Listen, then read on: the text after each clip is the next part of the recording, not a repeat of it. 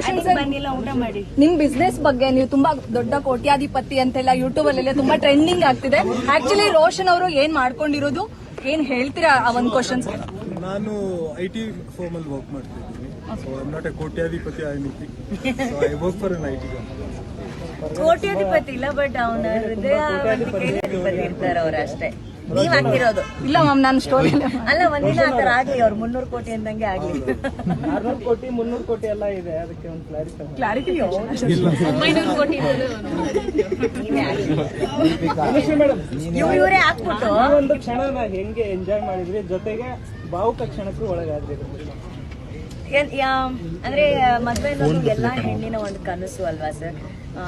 ಆ ಕನಸು ಇವತ್ತು ಬಹಳ ತಡವಾಗಿದ್ರು ಕೂಡ ಸರಿಯಾದ ವ್ಯಕ್ತಿ ಜೊತೆ ಆಗೋದು ಬಹಳ ಇಂಪಾರ್ಟೆಂಟು. ಏನಂದ್ರೆ ಎಲ್ಲರೂ ಕೇಳ್ತಾ ಇದ್ರು, ಏನಕ್ಕೆ ಇಷ್ಟು ಸಿಂಪಲ್ ಆಗಿ ಮದ್ವೆ ಆಗಿದ್ರೆ, ಇಷ್ಟು ಪ್ರೈವೇಟ್ ಆಗಿ ಮದ್ವೆ ಆಗಿದ್ದೀರಾ ಅಂತ ಹೇಳಿ. ನಾವು ಮದ್ವೆ ಹೇಗ್ ಆಗ್ತೀವಿ ಅನ್ನೋದು ಇಂಪಾರ್ಟೆಂಟ್ ಅಲ್ಲ, ಆ ಮದುವೆಯಲ್ಲಿ ನಾವಿಬ್ರು ಹೇಗ್ ಬದುಕ್ತೀವಿ ಅನ್ನೋದು ಬಹಳ ಇಂಪಾರ್ಟೆಂಟು. ಸೊ ಮದುವೆ ಒಂದು ದಿನದ ಸಂಭ್ರಮ ಆದ್ರೆ ಜೀವನ ಪರ್ಯಂತ ನಮ್ಗೊಂದು ಜವಾಬ್ದಾರಿ ಇದೆ, ಒಬ್ರಿಗೊಬ್ರು ಜೊತೆಯಾಗಿರೋದು. ಸೊ ಅದನ್ನ ನಾವು ತುಂಬಾ ಜವಾಬ್ದಾರಿಯಿಂದ ನಿಭಾಯಿಸಬೇಕು ಅಂತ ಇದೀವಿ.